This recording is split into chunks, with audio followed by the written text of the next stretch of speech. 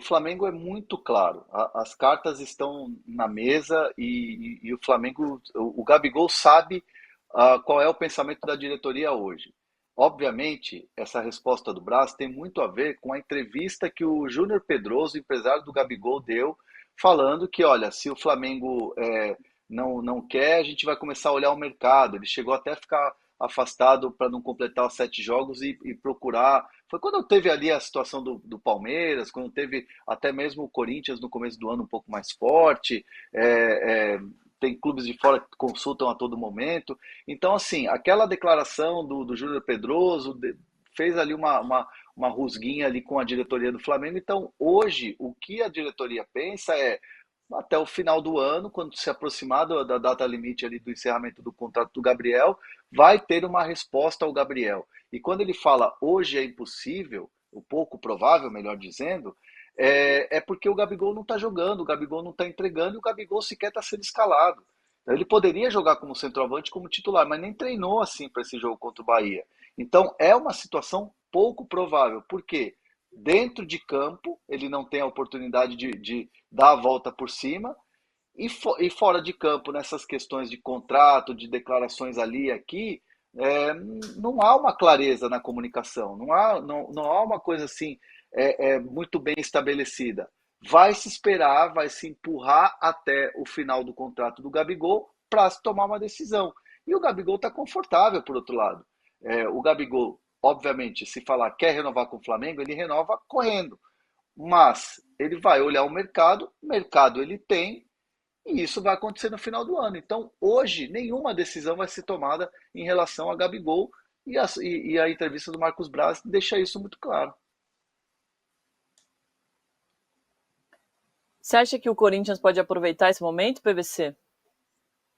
Eu acho difícil porque a gente acabou de fazer o Finanças do Esporte com o Rodrigo Matos e o Rodrigo Matos mostrou o impacto dos 70 milhões do contrato do Memphis, 40 milhões de contrato mais salário, na conta do Corinthians, que tem uma dívida real de 2 bilhões e 100 milhões de reais.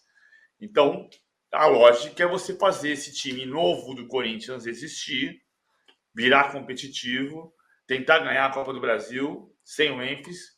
A CBF sinalizou ontem, o Igor Siqueira deu informação ontem à noite de que a CBF já sinalizou que não vai abrir exceção para inscrição e o Memphis não deve ser inscrito na Copa do Brasil. Então, tentar ganhar a Copa do Brasil sem o Memphis, tentar ganhar a Copa Sul-Americana com o Memphis, escapar do rebaixamento, e esse time tem que ser o time do ano que vem. Se você contratou 21 jogadores no ano, 9 jogadores na janela, então esse time é o time para ser montado para tentar ganhar esse ano e ganhar o ano que vem. Pode ter uma oportunidade de mercado? O próprio Fabinho falou, está falando sobre esse ano, né? Mas ele está falando, o elenco está praticamente fechado, tirando alguma oportunidade. Pode ter uma oportunidade? Pode. Sim. Mas você vai pagar mais 2 milhões e meio de salário para o Gabigol, tendo que pagar 2 milhões e 900 para o Memphis? Não é uma ginástica simples para um clube que precisa equacionar sua dívida. E não é assim, Domi. O Corinthians vai olhar o Gabigol como uma oportunidade de mercado e vai contratar esse ano. Não, o Gabigol não vai para nenhum time esse ano. O Gabigol vai cumprir o seu contrato com o Flamengo, se renovar, continua, senão ele vai para outro clube. Mas assim, romper o contrato com o Flamengo, ficar livre no mercado e se transferir, a chance é zero disso acontecer. Isso não vai acontecer. E aí o Corinthians, para o ano que vem, quando começou de novo esse papo de Gabigol no Corinthians e tal, o Corinthians se reaproximando, eu questionei algumas pessoas do Gabigol sobre esse tema Corinthians. E a resposta foi: o Corinthians sempre esteve monitorando, sempre esteve ali sobrevoando ali a história do Gabigol. Então, assim, o Corinthians nunca pulou fora. Que nem o Palmeiras fez quando eu trouxe a informação aqui no UOL. O Palmeiras desiste do Gabigol. E eu conversei com uma pessoa que dá canetada lá no Palmeiras, né? Que eu confirmei essa história. Então, assim, o Corinthians nunca desistiu do Gabigol. O Corinthians sempre esteve num namorico, num flerte ali com o Gabigol. E é um desejo do Augusto Melo. Óbvio, se o Corinthians conseguir um título, a coisa muda de figura até pela questão comercial que você tem entrada de receitas, novos patrocinadores. O ano do Corinthians de 2025 seria melhor se conquistasse um título. Mas a diretoria do Corinthians não trabalha com a ideia de um título esse ano. Trabalha com a ideia de terminar bem o Campeonato Brasileiro, longe do sufoco do rebaixamento, planificar o trabalho e aí sim, em 2025, conquistar. E isso pode se traduzir na vinda de mais um grande jogador. Mas é uma questão de contas a serem equilibradas, mas que de fato sempre teve o flerte Gabigol-Corinthians. Vamos ver no final do ano. Vamos ver. A gente estava acostumado a falar do Gabigol todo mês, né? Pelo menos agora a gente dá uma segurada. Só voltamos a falar dele no final do ano. Número de likes baixos, hein, galera? Por favor, vocês estamos aqui juntos. Agora os comentários são maravilhosos. Eu vou te mostrar outra coisa, ó. Vou pegar uma coisa para vocês. Lá vai ele. Enquanto isso, eu vou ler aqui os comentários. Roger Gruber diz aqui que a CBF carioca não aceita a inscrição do Memphis Depay. Daqui a pouco, o Andrei vem aqui explicar essa questão juridicamente, tá? Para você não ficar com nenhuma dúvida. O Fábio Grigo, falando aqui, PVC, você sabe informar a diferença entre o empréstimo da Crefisa para a compra de jogadores que foi taxado pela Receita Federal e o da Esportes da Sorte? O fisco está tratando desigualmente, PVC? Não, vamos lá. Como é que eu vou explicar? Vamos explicar primeiro a questão da Crefisa. Eu ia pegar uma sacola que eu tenho aqui que está escrito um trem para carregar um tantão de trem, mas eu não achei. Em homenagem a Belo Horizonte. Mas é boa. Vamos lá, só voltar para o caso da Crefisa. A Crefisa usava como se fossem ações de marketing.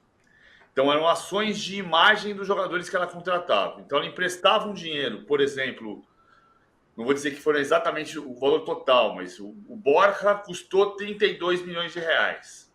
A Crefisa colocava esses 32 milhões de reais para contratar o Miguel Borja como ações de marketing de direitos de imagem dele. A Receita Federal, quando fez uma fiscalização na Crefisa, disse, olha aqui, isso aqui que você está fazendo, você pode fazer como doação, como ações de marketing. Mas você tem que pagar imposto de renda sobre isso. Aí a Crefisa disse, é? Então não é, então é empréstimo. Aí, com o apoio do Maurício Gagliotti, que era o presidente na época, o Maurício Gagliotti levou a Crefisa ao Conselho Deliberativo. O Conselho Deliberativo foi consultado sobre transformar aqueles empréstimos, aquelas ações de marketing, em empréstimos, e o Conselho Deliberativo, de uma maneira assustadoramente surpreendente, aprovou. Então se transformou o que eram 170 milhões de reais de investimento em ações de marketing dos jogadores que a Crefisa colocava no Palmeiras, transformou-se em empréstimo do Palmeiras, com a Crefisa. E o Palmeiras foi pagando esse empréstimo. Hoje restam 15 milhões de reais, 10 milhões de reais para pagar. O Palmeiras pagou 10 milhões de reais para pagar. Pagou. Mas a questão foi que a Receita Federal foi à Crefisa e disse, olha só, ela acionou a Crefisa, multou a Crefisa, e aí a Crefisa transformou, com a aprovação do Conselho Deliberativo do Palmeiras, transformou em empréstimos. Sempre importante dizer que foi aprovado pelo Conselho Deliberativo, porque não foi uma imposição. O Conselho podia vetar. E o Conselho está muito na mão da Leila Pereira e aprovou. Ponto, parágrafo. A questão da Esportes da Sorte, a Esportes da Sorte faz um contrato de patrocínio com o Corinthians e nesse contrato consta uma cláusula em que ela vai dar um contrato de um grande jogador internacional. Ela pode fazer isso. Agora, ela está sendo investigada por lavagem de dinheiro.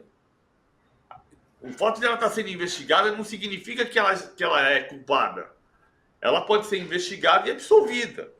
Mas hoje tem uma investigação. Assim como num dado momento, a Receita Federal bateu na Crefisa para ver, deixa eu ver aqui suas contas. Houve uma investigação e uma transformação em empréstimo. O Robert Moura mandou aqui, ó. O Cotô e pra onde eu vou para semifinais da Copa do Brasil. Vamos, Galo. Eu não sei, o meu sotaque, como você viu, é péssimo, né? Mas tem uma melhor aqui. E aí, bom demais? É bom demais. E temos um superchat para Alisson. você, PVC, do Pablo Medina. Obrigada, Pablo. Ele manda aqui, ó, desafio. Gostei, hein? Não, é mais difícil. Essa é a terceira vez que a semifinal da Copa do Brasil é composta por 4 campeões do torneio. Quando foram as outras 2 vezes? Valendo! Não, peraí, tem que pensar. Temos que pensar. Tá, enquanto você vai pensando aí, PVC, o superchat do Pablo Medina, eu gostei, hein? Desafios. Eu chamo na nossa tela aqui o Andrei Kampf, porque a gente tem muitos assuntos espinhosos, juridicamente falando, para tratar. Bom dia, Andrei, bem-vindo. Bagunçou ontem. Oi, tudo bem, Domitila? Oi, PVC. Fala, André. Prazer falar com você. Tudo bem? Andrei, o primeiro dos nossos assuntos jurídicos... Ô, Domi, só um detalhe rapidinho. Ontem o que eu brinquei assim, falei, o Andrei bagunçou ontem, que é a notícia que ele deu no Lei em Campo sobre a questão do São Paulo, né, da anulação do jogo. Deixou a diretoria do São Paulo de cabelo em pé, eles foram lá no STJD, queriam saber se já era definitivo, e aí o STJD deu umas ensaboado, falou, não, veja bem e tal, mas o São Paulo está preocupado com essa resposta aí, que acho que o Andrei vai falar aí hoje no de primeira também, né? Muito bom, já vamos começar falando sobre esse assunto então, Andrei, por favor. Pois é, a gente comentou, acho que pela primeira vez aqui no de primeira na semana passada, que a questão seria o prazo. A grande questão, o grande entrave para se anular o jogo do São Paulo com o Fluminense não seria, nesse caso, o erro de direito, seria um segundo. É sempre difícil comprovar de maneira cabal o erro de direito, mas no entendimento de muita gente, esse seria um clássico erro de direito. Então, existia a possibilidade da partida ser anulada em função desse erro de direito, do que traz o regulamento privado do esporte. Mas o grande entrave, a maior dificuldade, seria a questão do prazo. E essa parece que vai ser a leitura do STJD. Eles vão para uma leitura mais restritiva do que traz o artigo 85 do Código Brasileiro de Justiça Desportiva, que ele é bem objetivo, né, Domitila? Ele diz, olha, o prazo para se ingressar com pedido de anulação de partida é de até 48 horas após a apresentação da súmula. Então, numa leitura restritiva, objetiva, está aí. Agora, numa hermenêutica, que é uma leitura mais aprofundada do que pode acontecer, aí tu tem que entender que essa regra é lá de 2009, esse CBJD. Esse artigo foi escrito em 2009. Ninguém nem discutia a possibilidade do VAR. O VAR hoje é um elemento probatório importante no documento do jogo. Só que esse VAR foi entregue, esse áudio, depois da súmula. E o São Paulo entrou com esse pedido 48 horas após o áudio divulgado pela CBF. O que eu acho que vai acontecer? Né? O que deve acontecer, o STJD vai confirmar que o prazo é de 48 horas, então não vai levar esse processo adiante e não vai discutir e enfrentar a questão de mérito. Se há ou não erro de direito, algo que ele deveria enfrentar, até porque o juiz precisa respeitar a regra do jogo. Isso é fundamental. Agora, vai haver uma mudança no regulamento do campeonato. Aguardem. Vai haver uma mudança. Porque a partir de agora, o VAR vai ter que ser entregue junto com a súmula. O áudio do VAR. Ou então, esse artigo do CBJD vai ter que ser alterado e se dizer, olha, pode-se entrar depois de 48 horas da liberação do VAR e da súmula, o que for apresentado depois, para não trazer essa insegurança jurídica que, obviamente, esse documento traz. Porque se o áudio do VAR apresenta um erro de direito e a pessoa não pode recorrer, onde que está a ampla defesa protegida, inclusive na Constituição Federal? O direito de ação então, protegido na Constituição. Para o São Paulo, praticamente não vai mudar muita coisa. Mas, de qualquer jeito, essa ação foi boa para mudar essa regra e proteger agora todos os outros clubes. Né? Esse é o que a gente pode pegar dessa ação, né? André, tu quer falar alguma coisa? Não, é importante dizer que mais ou menos, viu, Domis, muda para o São Paulo. O São Paulo vai até o final nessa história. Né? Ontem, por exemplo, quando o André dá a notícia no Lei em Campo, repercute na diretoria do São Paulo. Houve um desdobramento na diretoria. E eu questionei algumas pessoas do clube sobre se, de fato, o STJD bateu o martelo que vai ser esse o caminho, que trouxe o Andrei Kampf, de que eles não vão aceitar, que vão bater na tecla do tempo de 48 horas, o São Paulo falou, vamos entrar com recurso. São Paulo vai até o final. E aquela situação, se o São Paulo, em todas as instâncias do STJD, não conseguir anular a partida, vai acabar o amor na CBF. O presidente Júlio Casares vai cobrar, ele foi muito respeitoso, muito elogioso aqui com o presidente Edinaldo Rodrigues, mas se o São Paulo tiver que recorrer e não conseguir, mesmo em segunda instância, vai pedir a explicação da CBF por que demorou tantos dias para entregar o áudio. Aí o São Paulo vai ser um pouco mais duro. Aí o elogio vai acabar e vai acabar o amor. Então o São Paulo vai até o final nessa história. Mas o que significa isso, acabar o amor com a CBF? Porque eles vão entrar numa rota de colisão. Cobrar e exigir da CBF por que demorou. Porque se você chega no STJD e fala assim, olha, estamos aqui com todo para entrar com um pedido de anulação, mas São Paulo, você passou dos 48 horas. Ah, mas foi porque a CBF demorou. O STJD vai falar, como o Andrei está falando aqui para a gente, vai falar, não, o certo 48 horas, não entrou com recurso, então não tem julgamento. Aí o São Paulo vai pegar e vai falar assim, vai chegar na CBF e vai cobrar duro. Só vou fazer uma pergunta para o Andrei só. A resposta do desafio é 16 e 18, 2016 e 2018. Depois a gente volta para isso. Andrei, a gente tem... O São Paulo tinha um caminho, não era? Quer dizer, para você se proteger, seguir o trâmite de fazer as 48 horas depois da súmula, mesmo sem ter o VAR, qual era o caminho? Era fazer uma notícia de infração?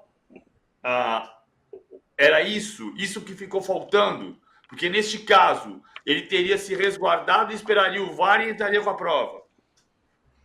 Imediatamente, até 48 horas depois do jogo, né, entendendo que ali havia a possibilidade de um erro de direito, entrar com uma notícia de infração, pedindo a anulação da partida e imediatamente solicitando, requisitando o áudio do VAR, para esse ser um elemento comprobatório, para ser um elemento anexado depois ao pedido de anulação de partida.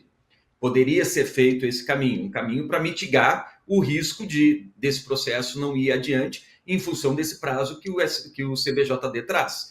Esse seria um caminho mais tranquilo e mais seguro. Agora, como se sabe que a anulação de partida é algo raríssimo, nem vamos usar mais raro, né, Domitila, porque quando a gente fala em anulação de partida, as pessoas ainda continuam insistindo, olha, quem sabe discutindo, é algo raríssimo, muito difícil de acontecer. Mas como existia essa possibilidade, mas sem o áudio do VAR seria praticamente impossível dessa partida ser anulada, ele podia mesmo assim solicitar entrar com essa notícia de infração no prazo estabelecido pelo CBJD e imediatamente solicitar também o áudio do VAR, que o áudio do VAR seja divulgado para ele ter os elementos necessários para comprovar essa tese de que houve erro do direito e de que esse processo de anulação de partida fosse adiante. Seria um caminho mais seguro para o São Paulo do que esse discutir que o VAR é de posterior a 2009, essa regra é anterior ao VAR, então, em função disso, a leitura precisa ser mais abrangente, precisa se entender que o VAR faz parte, obviamente, do documento do jogo necessário para se entender esse erro de direito.